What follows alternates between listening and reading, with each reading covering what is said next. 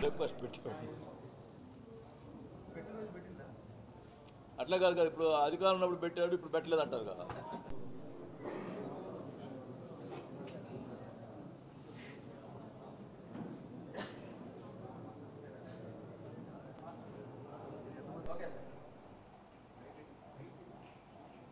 నిన్న జరిగిన ప్రెస్ మీట్లో నేను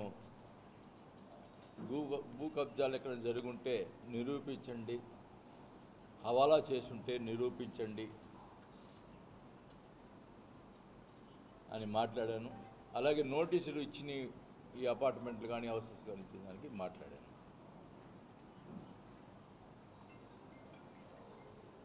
మరి అతను ఏం మాట్లాడుతున్నాడు, నిన్న ఒక్కొక్క పాయింట్ పక్కనే ఉండి నుంచి అడుగుతున్నాడు, ఆ పాయింట్ లేదో ఏం మాట్లాడాను. ఫస్ట్ పాయింట్ మాట్లాడింది ఎందుకు మాట్లాడాలా? హవాలా విషయం పాయింట్కి అడుగుతూ ఉన్నావు. ఫస్ట్ మాట్లాడిన విషయం హవాలా విషయం, దాని గురించి మాటలు లేవు.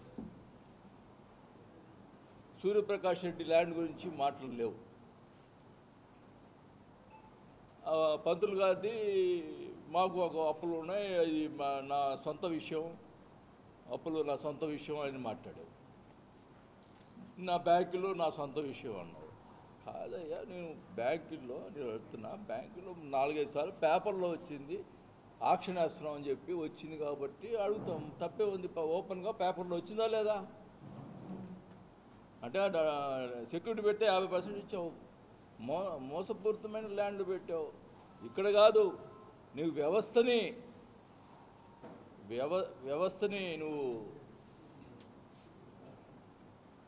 చేసుకుంటావు. నువ్వు హైదరాబాద్లో మణికొండలో ఉన్నటువంటి ల్యాండు ఒక వ్యవస్థను మేనేజ్ చేసుకుని తెచ్చుకున్నావు. అది మైనారిటీ వాళ్ళది, ఆ ల్యాండ్ని తెచ్చుకున్నావు. దాని గురించి కూడా నేను మాట్లాడలే. నీకు రాజపాలెంలో డీకే లేదా? నిన్ను అంటున్నావు లేదని, ఏం మాట్లాడతావు? డీకే లేదా? నిరూపించుకుంటావా? మా విలాస్లో 24 సెంట్లు ఓపెన్గా చెప్పాను నేను. 24 సెంట్లు ఉంటే అది గవర్నమెంట్ ల్యాండ్ అయితే మేము పక్కన పెట్టాము, ప్లాన్లో చూపించామని చెప్పాను. దానికి నువ్వు ఇంటెలిజెన్స్ అంట. ఇంటెలిజెన్స్ ఎవరైనా వస్తారా?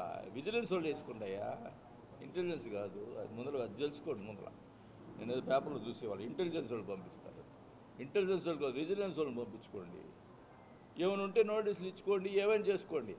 అంతేగాని దౌర్జన్యంగా వచ్చి నిన్న మనం ఈయన గుప్తా ఆయన చొక్కా ఇప్పుకొని దౌర్జన్యంగా వస్తాను రాదని. అసలు పోలీసు వ్యవస్థ ఉందా ఈ రాష్ట్రంలో? ఇప్పుడు పోలీసు వ్యవస్థ పనిచేస్తుందా?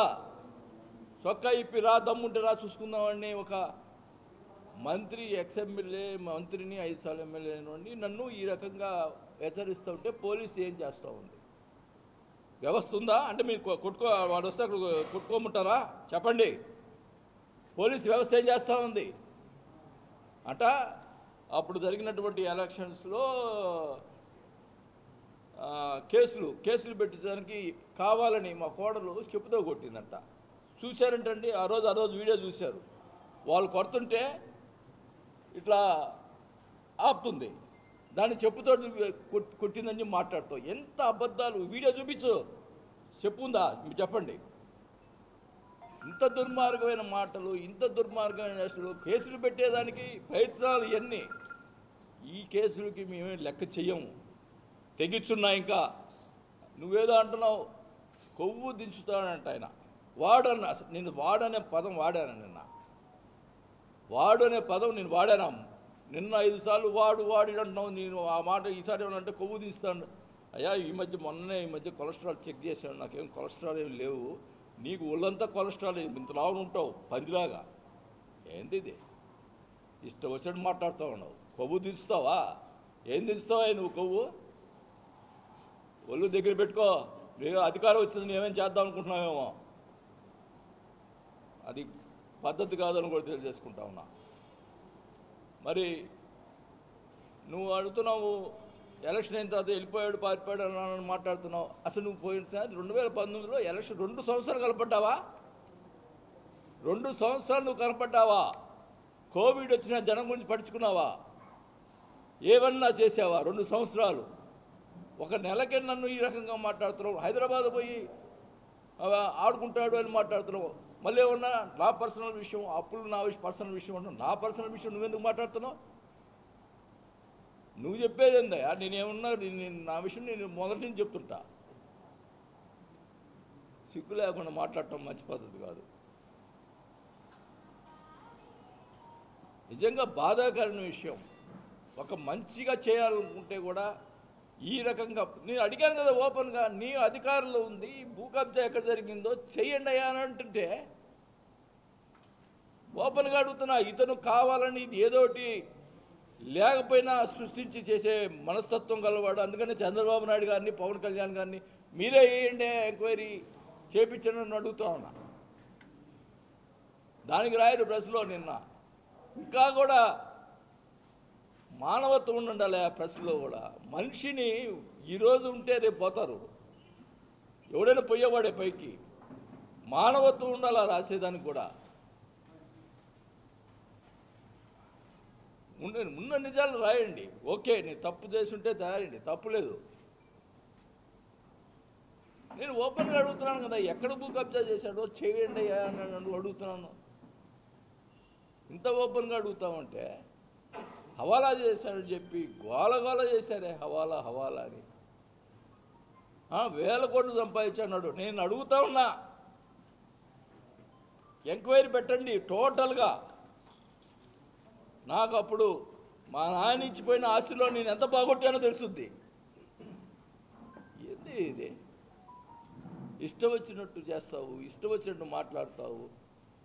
ఇప్పుడు నా దగ్గర డబ్బులు ఎక్కువ లేదని మా వీకుడు డబ్బు ఉన్నాడు కాబట్టి అతని మీద వీళ్ళ విలాసులు కడుతున్నాడు. దాని మీద ఎట్టొకట ఆపి ఇది చేయాలని తాపత్రయం. ఇది ఇంత దుర్మార్గంగా, ఇంత కక్ష సాధింపుగా నువ్వు అపార్ట్మెంట్లకు నువ్వే ఒప్పుకున్నావు. నిన్న 95 మందికి నోటీసులు ఇచ్చారు. అది చట్టం తన పని చేసుకుపోద్దంట. మరి ఇంకా చాలా ఉన్నాయి. మీకు సంబంధించిన తెలుగుదేశం సంబంధించినటువంటి కట్టడాలు చాలా ఉన్నాయి. ఆ లిస్ట్ కూడా ఇస్తాను. ఆ చట్టం దాని పని కూడా చేయమును. నేనైతే ఎవరిది ఆపలేదు, ఎవరిది చేయమని చెప్పను కూడా. నువ్వు చేసుకో, తప్పు చేస్తే చేసేసుకో. అది నీకు ఆ జనం వాళ్ళే చెప్పుకుంటారు. నాకేం సంబంధం లే. నువ్వు ఏ అపార్ట్మెంట్ ఎవడు కట్టాడో నాకు తెలియదు, ఎవరు ఇల్లు ఎక్స్ట్రా కట్టి కూడా నాకు తెలియదు. నేను ఎవరికి నేనేమి మా సొంతం ఏమి లేవు. మా అన్న సైట్ కొంటే కూడా దాని మీద కూడా పొందడానికి ప్రయత్నం చేశారు. అప్పుడు అన్ని ఎవిడెన్స్తో చూపిస్తే నోరు మూసుకున్నారు. ఏంటి ఇది? అంటే ఏంటి మా కుటుంబం ఎవరు కూడా ఉండకూడదా? బాగుండకూడదా? ఒకటే చెప్తా ఉన్నా, నాకైతే కొలెస్ట్రాల్ లేదు. నీ కొలెస్ట్రాల్ ఎంత ఉందో చెప్పు, అది దించుతా. లేదు ఒక అధికారం ఉంది కదా, మదం ఎక్కినట్టు మాట్లాడటం కాదు. అధికారం మదంతో మాట్లాడటం కాదు. అధికారం ఉన్నా లేకపోయినా ప్రజాభిమానం సంపాదించుకో, హ్యాపీగా చేసుకో. నిన్న వాటర్ స్కీమ్ తీసుకొస్తే దానికి ఏదో అంటావు. అసలుకి ఎంత దుర్మార్గం. ఎలక్షన్ ముందల నేను ఇప్పుడు అడుగుతా ఉన్నా, ఈ ప్రజలు కూడా తెలుసుకోవాలా. నేను అడుగుతా ఉన్నా, పట్టాలు ఇస్తే దొంగ పట్టాలను మాట్లాడారు. చెప్పమనండి. ఇప్పుడు ఆ సైటు ఇచ్చింది కాదా, నిజం కాదా? ఇప్పుడు ఆ పట్టాలంట మార్చి కొంతమందికి కుదించి ఏదో చేస్తాడంట. ఏం చేస్తాడో నాకైతే తెలియదు. ఆ రోజు నేను పోరాటం చేసి తెచ్చాను డబ్బులు, పట్టాలు ఇచ్చేదానికి, నాకు అందరికీ న్యాయం చేయాలని. దాంట్లో అవినీతి అని మాట్లాడతాం. నేను చెప్తున్నా, అక్కడ ఒక్కరి దగ్గర, రైతుల దగ్గర ఒక్క రూపాయి నేను తీసుకుంటే దేనికైనా సిద్ధం. నువ్వు అక్కడ ఎక్కడ అల్లూరు దగ్గర, చింతల దగ్గర ఈ గడ్డి దీని హౌసెస్ స్టార్ట్ చేసావు, దానికి ల్యాండ్ నువ్వు బినామీల పేరు కొని డబ్బులు సంపాదించుకోలేదా? నువ్వు ఎన్ని చేసినా మెదకున్నా, కానీ నువ్వు వద్దులారా నాకు రాజకీయం అని చెప్పి పోతే నన్ను ఈ రకంగా మా కోళ్ళ మీద కేసులు పెట్టాలా, వాళ్ళ మీద కేసులు పెట్టాలా, వాళ్ళని తన్నాలా, వీళ్ళని తన్నాలా. నిన్న అంటున్నాడు మా అబ్బాయితో తిరిగి వాళ్ళందరూ గంజాయి బ్యాచ్ అంట, వాళ్ళందరినీ లోపల కొట్టి లోపల వేపిస్తాడంట. ఏందా ఈ పోలీసు వ్యవస్థ ఉందా? ఇది ప్రజాస్వామ్యంగా ఉందా? ఆయన కొడతాడంట, లోపల వేపిస్తాడంట, ఎక్కడున్నా తీసుకుని లోపల బయటకు తీసుకొస్తాడంట. ఎవడే కొట్టింది? ఇప్పుడు ఆమె ఎవరు ఎలక్షన్లో ఎమ్మెల్సీ ఎలక్షన్లో వెంకటరత్నం కొట్టారు. అవి ఎప్పుడు ఎలక్షన్లు గోల చేస్తుంటుంది. ఏమైనా ఆడవాళ్ళు గొడవ జరిగింది, దానికి కూడా నేను బాధ్యత. నీకు ఎవరన్నా ఆడవాళ్ళు కొట్టమంటావా? నీ సంస్కారం అది. నీ ఇష్టం వచ్చినట్టు మాట్లాడుతున్నావు, నీ ఇష్టం వచ్చినట్టు చేస్తా ఉన్నావు. నేను చెప్తా ఉన్నా, నేనైతే ప్రశ్నించేవాడిని ఎప్పుడు కూడా. జగన్ గారు ఏం చేసినా నేను ప్రశ్నించా. అందువల్ల పార్టీలో కూడా నేను అన్ని రకాలుగా ఇబ్బంది పడ్డా, బయటకు చెప్పుకోలా. అన్ని రకాలుగా అవమానాలు పడ్డా, ఆర్థికంగా ఇబ్బంది పడ్డా. మళ్ళీ ఇతను ఏమన్నా వందల కోట్లు 1000 కోట్లు సంపాదించాడు అంటున్నారు. ఓపెన్గా రండి, ఓపెన్గా రమ్మును ఛాలెంజ్ చేసి చెప్తున్నా. రా, నేను అక్రమంగా సంపాదించుంటే చూపించు. కానీ మీడియా ఉందని చెప్పి ఇష్టం వచ్చినట్టు మాట్లాడటం, ఇష్టం వచ్చినట్టు పక్కన వాళ్ళ చేత మాట్లాడించటం, నేను చెప్తా ఉన్నా, నేను ఎంత సాఫ్ట్గా ఉండేవాడిని అంటే అంత ఇరిటేషన్ చేస్తున్నాడు. అతను అర్థమైంది ఇట్లా మాట్లాడితే ఇరిటేట్ అవుతాడని, అంత ఇరిటేషన్ చేస్తున్నాడు. నేను ఒకసారి తప్పుగా మాట్లాడితే మరుసటి రోజు నేనే సారీ చెప్పా. నేను తప్పు మాట్లాడాను, ఏదో కోపంతో మాట్లాడాను, తప్పు చేస్తే తప్పు చెప్పాను. నేను ఆ రోజు మీడియాకి చెప్పాను లేదా? చెప్పండి. తప్పు మాట్లాడని చెప్పాను. అది నా సంస్కారం. ఇష్టం వచ్చిన మాట్లాడతావు, వయసు లేదు, ఇది లేదు. విగ్రహాలు ఏం చెప్తాడు? వాళ్ళ తాత విగ్రహాలు ఏముంది, ఎవరైనా అధికారం ఉన్నప్పుడు పోతారు, ఇస్తారు అన్నాడు. నువ్వు విగ్రహాలే పడగొడుతున్నావు. విగ్రహాలు ఈటం కాదు, నువ్వు విగ్రహాలు ఉన్న పడగొట్టిస్తావు. అసలు నాకు ఏముంది? ఆ రోజు నేను ఇప్పటి అక్కడ విగ్రహం పెట్టగలిగాడా వాళ్ళ తాతది? ఇంకోటి మాట్లాడాడు, 90 ఆయన ప్రభాకర్ రెడ్డి ఉండేడు, చనిపోయాడు పాపం. ఆయన కారులో దిగేవాడు, నాకు కారు లేదని మాట్లాడాడు. అయ్యా జనార్దన్, నువ్వు పుట్టావో లేదో అప్పటికి 1973 ambassador car, sealed car, company car మా నాన్న కొని 1973 నుంచి మాకు కారు ఉంది. నంబర్ కూడా 909. ఆ కారు నెంబర్ 909. నేను ఒక కారులో పోవాల్సింది ఇదిలే. 73 అంటే ఇప్పుడు ఎన్ని సంవత్సరాలు? 52 సంవత్సరాల నుంచి నాకు కారు ఉంది. నేను కారులో కాలేజీకి పోయా. రాజు మాస్టర్ గారు ఉన్నాడు, ఇప్పుడు కూడా బతికే ఉన్నాడు.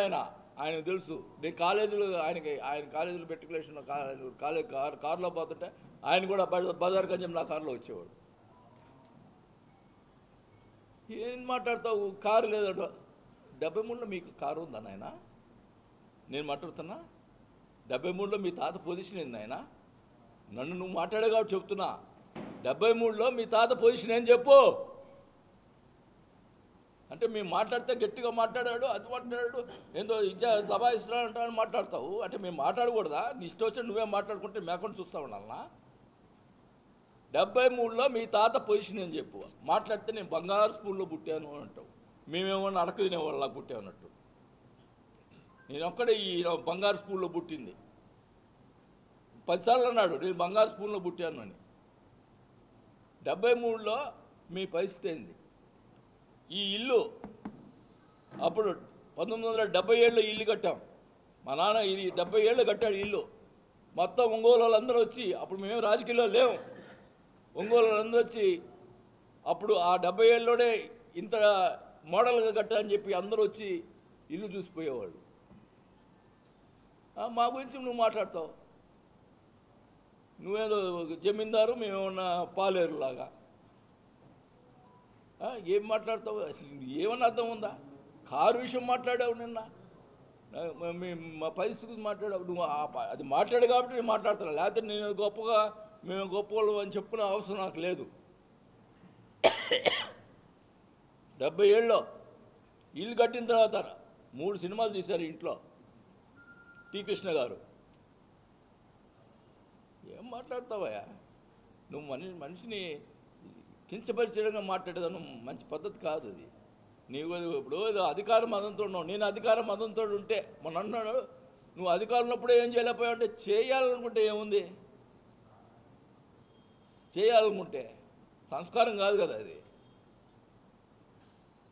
ఏం మాట్లాడతారు? ఏంది ఇది? నువ్వు అధికారం ఉండి నేనేదో చేద్దాం అనుకుంటే నేను మటుకు లొంగేవాడిని కాదు, భయపడేవాడిని కాదు. నేను మంచితనానికి లొంగుతా, కానీ భయపడేదానికి సంబంధించి ఎవరిని బెదిరిస్తే భయపెట్టే ఎవరు కూడా ఇక్కడ లేరని కూడా తెలియజేసుకుంటా ఉన్నా. నేను ప్రజలకు వెళ్తాను, నేను ఖచ్చితంగా. నాకు ఇదిగో చెప్తున్నా, మా పార్టీలో కూడా అన్యాయం జరిగింది, అది కూడా చెప్తున్నా, అది కూడా బయట పెడతా ఏం జరిగినాయి అని కూడా.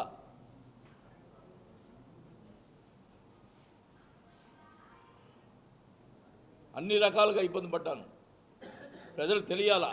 వీళ్ళు మా పార్టీ వాళ్ళు అతను కలిసి ఆడిన నాటకాలు, ఈ రకంగా ప్రచారం చేయటం, సోషల్ మీడియాలో ప్రచారం చేయటం, ఇవన్నీ కూడా బయట పెడతా. ఏందో నేను అన్నిటికీ నాకు రాజశేఖర్ గారి మీద ఉన్న ప్రేమతోటి నేను అన్నిటి కూడా ఓర్చుకున్నా, అది కూడా బయట పెడతానని కూడా తెలియజేసుకుంటా ఉన్నా. కానీ ఒకటే చెప్తా ఉన్నా, చంద్రబాబు నాయుడు గారు, పవన్ కళ్యాణ్ గారు ఒంగోలులో జరిగినటువంటి ఏమన్నా జరిగిన వాటిలో ఏమన్నా నాకు సంబంధం, నేను భూ కబ్జా చేస్తుంటే నేను దేనికైనా సిద్ధం, నేను హవాలా చేస్తుంటే దేనికైనా సిద్ధం.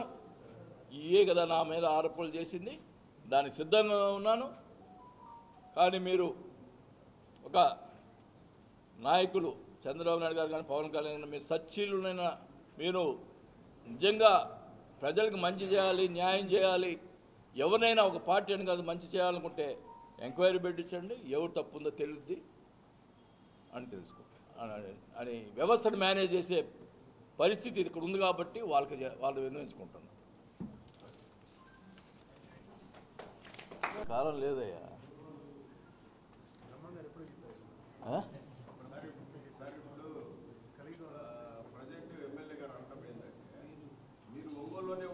ఎవరెవరు డబ్బులు అడిగాడు చెప్పాలా, అవి కూడా చూపిస్తా.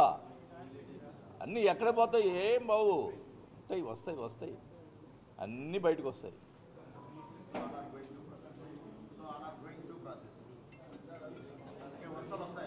వస్తాయమ్మా, అన్నీ వస్తాయి. నిన్న కార్పొరేట్లకు ఒకటే చెప్పాను, మిమ్మల్ని పార్టీ మనం మొత్తం మీద గెలిపించుకున్నాము, మీరు రోజుకొకరి రకరకాలుగా వస్తున్నాయి, మీరు సక్రమంగా ఉంటే ఉండండి, మీకు సపోర్ట్ చేస్తాను. పొద్దుగూకులు మేము కాపలా కాయలేను కదా ఎవరికి. నీతిగా ఉండాలనుకుంటే ఉండండి, లేదు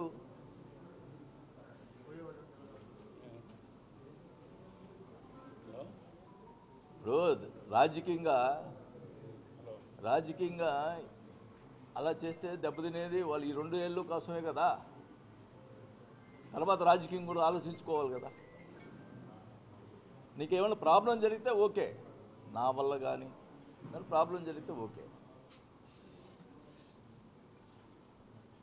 నేను బలవంతంగా ఇక్కడ ఉండండి అని చెప్పి బలవంతంగా చేసే పరిస్థితి కూడా ఉండదు. ఒకటే చెప్తా ఉన్నా, నేను కరెక్ట్గా చేశాను అనుకుంటే ఉండండి, లేదు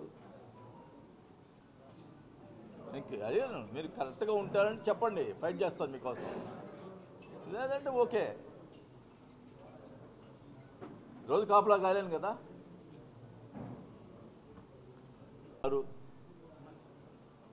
తర్వాత వాళ్ళు ఇష్టం.